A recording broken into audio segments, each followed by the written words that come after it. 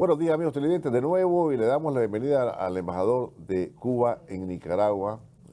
Recibimos a él con todo el honor que se merecen nuestros hermanos cubanos, ¿verdad? Bienvenido, embajador, gracias por estar con nosotros. Gracias a ustedes. Y en esta ocasión, ¿verdad?, que queríamos hablar un poquito sobre el tema que tiene que ver con la condena de la mayoría de los países, casi absoluta la mayoría de los países que están tienen representantes en las Naciones Unidas. Se supone que es el foro por autonomacia internacional para evitar los conflictos.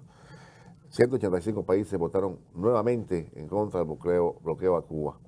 Apenas 2 abstenciones y 2 en contra, como siempre lo decía, Estados Unidos e Israel. Y todo lo que se escribió ahí, a propósito del comercio que supuestamente tienen con Cuba los Estados Unidos, eran unas grandes mentiras, y así lo hizo saber la delegación cubana en las Naciones Unidas. También, un dato que le comentaba al embajador, previo a entrar al aire, era que el canciller Bruno Rodríguez decía que el 80% de la población cubana ha nacido bajo el bloqueo a Cuba. Bienvenido, embajador, de nuevo. Gracias por estar con gracias nosotros. A usted, Alberto. Gracias por ¿Qué representa para ustedes esta vez? O sea, son 30 años en los que los países han votado en contra del bloqueo a Cuba, ¿no? Han rechazado ese bloqueo. Es así. Esta es, bueno, ante todo, darle las gracias a ustedes y sobre todo por también la oportunidad de saludar al hermano pueblo nicaragüense, a todos los compañeros que han estado muy pendientes de este proceso que ha tenido lugar en Naciones Unidas. Y como bien planteas, esta es, digamos, la 30ª ocasión en que se ha votado esta resolución cubana en contra del bloqueo económico, comercial y financiero de los Estados Unidos contra Cuba. Para nosotros, por supuesto, que constituye una gran victoria. Estamos totalmente conscientes, como planteas, que esto es una resolución de la Asamblea General que no tiene un carácter vinculante, es decir, que en el ámbito de la diplomacia multilateral significa que los países o las resoluciones no son de obligatorio cumplimiento, digamos, como hubiera sido lo más democráticamente posible. Hace apenas unas horas escuchábamos al comandante Daniel Ortega explicando, ¿no?, la inmoralidad de esta posibilidad, ¿no?, de que no se puede llevar a cabo o había de hecho el levantamiento del bloqueo, a pesar de que ha sido apoyado durante 30 años por la abrumadora mayoría de los países del mundo. Para nosotros tiene un gran impacto, tiene un gran significado político, un gran significado moral. Esta victoria para nosotros refleja, ¿no?, la capacidad de resistencia del pueblo cubano durante más de 30 años. Digamos que hemos presentado esta resolución, pero como ustedes conocen, el día 4 de febrero de este año se cumplieron los 60 años de la aplicación de esta política, una política de carácter genocida. Desde el 62 viene, ¿no? Claro, el bloqueo sí. El 4 de febrero del 62, el gobierno de los Estados Unidos, el presidente Kennedy dicta, digamos, lo que es la aplicación, digamos, de las medidas de carácter de bloqueo. Esto es un bloqueo que ha transcurrido durante más de 60 años, ha sido, digamos, convertido en diferentes momentos de la historia en ley. Es uno de los elementos que es importante que tanto el pueblo nicaragüense como los televidentes comprendan, que si bien el gobierno o, digamos, la administración desde el punto de vista del Ejecutivo ha tomado en algunas ocasiones determinadas medidas, este bloqueo ha tenido ya un carácter de, digamos, de ley, ¿no? En el año 1996 se firma por el entonces presidente Clinton la ley Helms-Burton. La ley Helms-Burton no fue más que tratar de unificar todo ese conglomerado de sanciones, decretos ejecutivos, etcétera, para convertirlos realmente en ley. Esto es un proceso que ha tenido sus antecedentes ya a principios de los años 90 también con la ley Torricelli, y también convirtió en ley un grupo importante de regulaciones que hoy mantiene el bloqueo. Pero con independencia de que esta resolución no tenga un carácter vinculante, nosotros consideramos que es una gran victoria del pueblo de Cuba, pero también considero que es una gran victoria de la comunidad internacional. Yo creo que es una gran victoria de todos los pueblos que condenan año tras año esta política realmente que constituye un acto de guerra y un acto de genocidio contra el pueblo cubano. ¿Qué significa en términos prácticos? ¿De qué manera afecta al pueblo cubano? Bueno, mencionabas, ¿no? Realmente el 80% de la población cubana, tal y como expresó nuestro canciller, el compañero Bruno Rodríguez Parrilla en las Naciones Unidas, ha nacido bajo los efectos del bloqueo. Es decir, que más del 80% de la población no sabe, digamos, lo que es vivir sin bloqueo. Bueno, ¿en qué significa esto en términos prácticos? Nosotros consideramos que el bloqueo, este bloqueo que ha aplicado los Estados Unidos durante 60 años, es la principal causa y la principal violación de los derechos humanos en Cuba. Es decir, nos impide el normal relacionamiento con los estados, nos impide el normal relacionamiento económico y comercial con los diferentes países del mundo. Porque hay algo que creo que es importante también precisar. El bloqueo no es una acción unilateral, digamos, de los Estados Unidos hacia Cuba, sino tiene un enfoque multilateral. Como te decía, la ley Torrichile del año 91, 92, tuvo ese efecto multilateral, es decir, que sanciona, prevé, incluso la ley Helburton también del 96, prevé sanciones a aquellas personas que pretendan realizar negocios con Cuba, tener un relacionamiento normal, digamos, entre países, entre economías, y adquiere un carácter multilateral e impide, digamos, a que el resto del mundo pueda tener un relacionamiento positivo con relación a Cuba. En términos prácticos significa mucho. Las pérdidas para Cuba de 62 años, 60 años de bloqueos, digamos, en mi modesta opinión, son realmente incalculables, inmedibles. Se ha hecho un esfuerzo extraordinario por tener, digamos, un dato, un rigor de cuánto ha afectado realmente el bloqueo en términos de punto de vista financiero. Pero el daño humano, el daño a la familia cubana, el daño a nuestro desarrollo, incluso el daño que hace el bloqueo para que Cuba pueda ofrecer, digamos, modestamente sus modestos esfuerzos en aras de ayudar a otros pueblos del mundo, también se ven afectados. Realmente el efecto es muy fuerte, ataca directamente a la familia cubana y tiene un propósito claro, como declaró uno de los principales funcionarios del Departamento de Estado a inicio de los años 60, cuando declaraba que el bloqueo era una política diseñada para generar descontento, confianza, etcétera, y para que esto generara un ambiente que pudiera el pueblo cubano lacerar el apoyo que en ese momento tenía el proceso revolucionario y además tratar de crear acciones desestabilizadoras con relación al propio gobierno cubano. ¿Qué significa? Significa que es difícil la importación de bienes de consumo, significa problemas con medicamentos, significa problemas con la vida cotidiana de la población, ¿no? Es así, es así. La ley de bloqueo, para que tengan ustedes un ejemplo, no permite que Cuba pueda adquirir en ningún lugar del planeta ningún producto que tenga, por ejemplo, un 10% de componentes estadounidenses. Prácticamente es difícil porque en el proceso de globalización de la economía internacional, por ejemplo, digamos, en el tema de las aeronaves, todos los elementos de seguridad que poseen las aeronaves de cualquier país que sea tienen un por ciento mayor del 10% de componentes norteamericanos. Entonces, eso por ley no se le permite.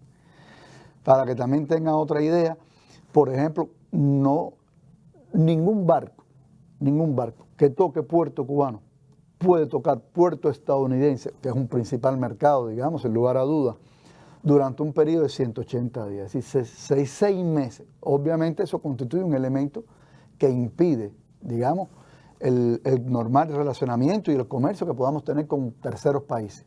Es decir, un país, una compañía, etcétera, entra a puerto cubano, ya automáticamente no puede entrar a puerto estadounidense. Digamos, la prohibición del uso del dólar, eso es una de las principales, digamos, limitaciones que tiene también el comercio de Cuba con el exterior. No poder utilizar el dólar en sus transacciones financieras representa para nosotros gastos excesivos. Es decir, no podemos realmente utilizar esa moneda estadounidense en el comercio internacional. Cuba no recibe realmente ningún tipo de crédito, ni del Banco Mundial, ni del Fondo Monetario Internacional, ni del Banco Interamericano de Desarrollo. Es un país que está prácticamente pagando con los pocos recursos que pueda estar ingresando para poder ejercer su propio comercio. Es decir, hay un sinnúmero, digamos, de obstáculos que realmente influyen de manera significativa en nuestro relacionamiento exterior. El gobierno de Biden, por ejemplo, que ha tenido, digamos, una continuidad, un elemento inercial, ¿no? de cómo se ha comportado en el periodo anterior del gobierno de Donald Trump, que aplicó más de 240 medidas, digamos, muy enfocadas sobre todo en el sector financiero. Pero lo más criminal, Alberto, es que fueron adoptadas incluso durante los periodos más fuertes de la pandemia. Es decir, más de 60 medidas específicamente fueron aplicadas en ese periodo, en un momento donde incluso Estados Unidos, a partir de lo que significaba la pandemia a nivel internacional, flexibilizó un grupo de medidas de carácter unilaterales, coercitivas, que tenían como a un grupo de países, sin embargo a Cuba no se les permitió. Como mencionaba, no se nos permite importar, tenemos dificultades para la importación de materias primas para la producción de medicamentos. Es decir, las limitaciones son, como usted plantea, muy fuertes en el abastecimiento y como planteaba nuestro canciller en su propia intervención durante la presentación de la resolución, el gobierno de los estados dice que el de Estados Unidos plantea de que, bueno, sí, que ha existido determinados comercios, sin embargo, todo este conjunto de medidas, incluida la inclusión de Cuba en la lista de estados llamados patrocinadores del terrorismo, que aumenta, por supuesto, el riesgo país, también tiene implicaciones en el ámbito financiero. Es decir, que es un cerco, no por gusto planteamos que realmente constituye un acto de guerra, un acto de genocidio contra Cuba. A pesar de ello, ¿verdad?, Cuba ha hecho y continúa haciendo esfuerzos extraordinarios alrededor de temas como la salud, para mencionar algunos, en la educación ya ni se diga. Pero bueno, desarrollaron vacunas en contra del COVID, aún con las limitaciones. Sí. Y además las pusieron a la disposición de los países hermanos, pues. Claro, Es decir, no se detiene. No se detiene. No, incluso durante la etapa de la pandemia, 58, digamos, brigadas del contingente internacionalista cubano Henry Riff estuvieron en 42 países. Estamos hablando de los momentos más críticos. Sí. Recuerdo que fueron a Italia. Exacto, a Italia, a varios lugares. Digamos, esto se sumó, por ejemplo, a las más de 28.000 colaboradores cubanos en el terreno de salud que estaban prestando sus modestos esfuerzos y recursos en el ámbito internacional. Más de 59 países que ya en ese momento también se estaban desarrollando. Efectivamente, Cuba, durante todos estos años, no ha renunciado, no va a renunciar jamás a su proyecto de construcción de nuestra sociedad socialista, etc. Y si fuimos capaces, digamos, de resolver o de crear estas 5 vacunas contra la COVID, yo creo que esto responde a la decisión de un pueblo, de no renunciar bajo las peores circunstancias a su desarrollo y a su humanismo, tanto para su propia población como para brindarlo al resto de los países del mundo. Durante el periodo especial, digamos, los años 90, fue un momento muy difícil también para la economía cubana. El comandante jefe siempre apostó por desarrollar el pensamiento científico, el desarrollo de nuestras capacidades productivas, biotecnológicas, etc. Lo hicimos convencidos de la importancia que tenía este sentido del desarrollo, pero también convencidos de la calidad de los profesionales cubanos que durante los tantos años habíamos formado. Cuando incluso no habían recursos para muchísimas cosas, el gobierno y el comandante Fidel siempre pensó en la posibilidad de desarrollar eso. Gracias a eso, hoy pudimos enfrentar esa pandemia. Porque como le decía, Cuba no tendría los recursos financieros para poder adquirir en el mercado internacional lo que ya las farmacéuticas estaban tratando de obtener, ganancias exorbitantes y con determinados condicionamientos, y Cuba no iba a estar en capacidad de poder proteger a su propio pueblo. Ahora, embajador, pero Cuba no está sola, ¿no? Está la solidaridad de países como Nicaragua, Venezuela, es decir, y eso ha sido, digamos, bajo cualquier circunstancia, así, aún el Frente Sandinista estando fuera del poder, siempre cercano a Cuba, y de alguna manera, pues, y todos son parte del ALBA, y de alguna manera eso, digamos, contribuye, ¿no? De alguna manera, yo estoy claro que no resuelve todas las cosas, pero de alguna manera contribuye, ¿no? A tener, digamos, una luz en el camino, ¿no? Una luz. Yo creo que la solidaridad no solamente pudiera contribuir de alguna manera. Yo creo que la solidaridad de los pueblos del mundo a la Revolución Cubana contribuyen de manera decisiva. Yo creo que es decisiva, y sin esa solidaridad de los pueblos del mundo, Cuba hoy no pudiera mostrar como plantea estos avances en el sector de la salud, de la educación, y hayamos mantenido todas nuestras conquistas sociales, a las cuales no vamos a renunciar. No hay duda que la solidaridad para nosotros es vital. Yo creo que Como nos decía, como nos enseñaba el Che a inicio de la revolución, solamente la revolución cubana podría fracasar por 3 aspectos fundamentales. Si lograban desunirnos a los cubanos, si lograban corrompernos o si dejábamos de contar con la solidaridad de los pueblos del mundo. Para que el compañero Ernesto Che Guevara haya llegado a esa conclusión, sin lugar a dudas, es algo que para nosotros ha sido imposible llegar a donde hemos llegado. Esta solidaridad, estos votos que mencionaba, que uno puede decirlo en digamos, una cifra. No, bueno, sería, ¿no? Sí. Hoy son 140, mañana son 160, así ha sido de una manera creciente. No podemos olvidar que en el año 91, cuando íbamos a presentar la primera resolución, no pudimos hacerlo, o decidimos no hacerlo incluso a partir de las enormes presiones que ejercía el gobierno de los Estados Unidos sobre países y sobre pequeños países chantajeados incluso de que si votaban a favor de Cuba, digamos, le iban a afectar sus presupuestos, sus créditos, que eran vitales para sus propios gobiernos, sus propios países, sus propios pueblos. Y Cuba solidariamente no lo pudo aplicar. Fueron tan fuertes las condiciones que en el año 92 nos vimos en la obligación de presentar por primera vez esta resolución. Y en aquel entonces obtuvimos 59 votos, que hoy, a la luz del tiempo, uno diría, bueno, pero 59 es poco. Sí, 59 es poco en esas circunstancias. Pero en un momento donde incluso el gobierno de los Estados Unidos ejercía presiones brutales contra Cuba y donde pocos quizás en el mundo no apostaban por la capacidad de resistencia del pueblo cubano. Ha sido durante cada año, año tras año, año tras año, año tras año, la capacidad de resistencia del pueblo cubano y la solidaridad de los pueblos del mundo que ha hecho que moralmente el gobierno de los Estados Unidos cada vez se encuentre más aislado de la comunidad internacional. Yo creo que eso es esencial. Y por supuesto que toda la ayuda solidaria para nosotros, los cubanos, el pueblo cubano, el gobierno cubano, el partido, todo lo agradecemos de una manera infinita. Embajador, pero ya finalizando un poco la entrevista, y tampoco eso ha impedido que el pueblo cubano sea solidario con lo que puede. Y como decía el comandante Fidel Castro, no compartimos lo que nos sobra, compartimos lo que tenemos. Claro. El propio comandante Fidel nos enseñó que ser internacionalista era saldar nuestra propia deuda con la humanidad. Realmente es así. Hoy lo hemos hecho durante muchísimos años, durante todos los años de la revolución. Más de 300.000 cubanos defendieron las tierras africanas. No hubo un movimiento de liberación nacional en el mundo justo que no tuviera el apoyo de la revolución cubana.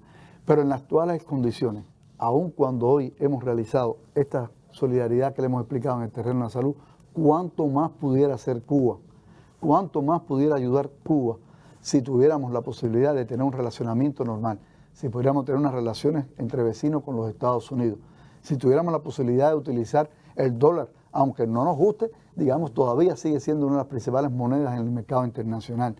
Si tuviéramos posibilidad de tener crédito, cuántos equipamientos, cuánta mayor posibilidad de formación de recursos humanos, no solamente para nuestros países, sino para el resto del mundo, nosotros nos pudiéramos ayudar. Durante la pandemia no pudimos ni siquiera adquirir ventiladores pulmonares, nos negaban recursos para la producción de medicamentos. Cuando tuvimos una situación muy crítica con una de las principales plantas productoras de oxígeno en Cuba, que llegamos a momentos críticos que no teníamos oxígeno prácticamente para 24 o 48 horas en nuestros hospitales, se nos fue negado la posibilidad de adquirir digamos, oxígeno para los enfermos cubanos.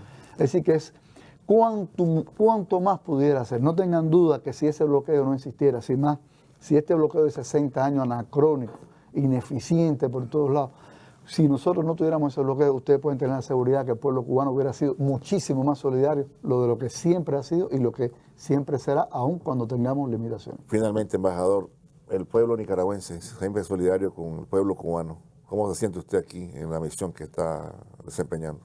Yo me siento en casa. Yo me siento en casa, me siento que he llegado a un país donde hay una historia de relacionamiento, de hermandad, de solidaridad. Somos dos revoluciones hermanas, somos dos pueblos hermanos. En cada lugar que uno camina por la geografía nicaragüense, siempre hay alguien que nos conoce, alguien que estudió en Cuba, un familiar que estudió en Cuba, alguien que estuvo aquí, alguien que estuvo allá, que estudiaron. Es decir, yo creo que siento un calor familiar extraordinario, una comprensión total, un apoyo, no solamente del pueblo, de ese pueblo de a pie, digamos, que en cualquiera de los lugares que nosotros estamos, sino también del gobierno, del partido, del Frente Sandinista de Liberación Nacional, y aprovecho felicitar también al Frente por la contundente, histórica, trascendental victoria que tuvieron en las pasadas elecciones. Eso demuestra la justeza de la obra, esa demuestra que el esfuerzo no ha sido en vano, que la sangre derramada en el pueblo sandinista no ha sido en vano, y no tengan duda que el pueblo cubano admira, quiere y abraza al hermano pueblo nicaragüense, al comandante Daniel, a la compañera Rosario, a todos los representantes de este hermano y hermoso país. Le agradezco, embajador Jorge Luis Mayo, gracias por haber estado con nosotros, y recuerdo lo que decía el comandante Fidel Castro en una entrevista con Ignacio Ramonet. Decía a propósito de la revolución nicaragüense, el Che tenía razón, dice, porque 20 años después estaba triunfando la revolución nicaragüense. Gracias, embajador. El Chaparral ya estaba. De Chaparral andaban los cubanos, allá andaba Hernán Montero, el otro, todos andaban, varios, claro. Aldo Díaz le puso a uno de sus hijos Onelio, porque había un cubano también que murió en el año 59, cómo no, en el Chaparral. 20 años ahí. Pero bien, gracias, embajador, por estar con nosotros. Vamos a la pausa, no se vayan. Tenemos después al compañero William Grigsby. Ya volvemos.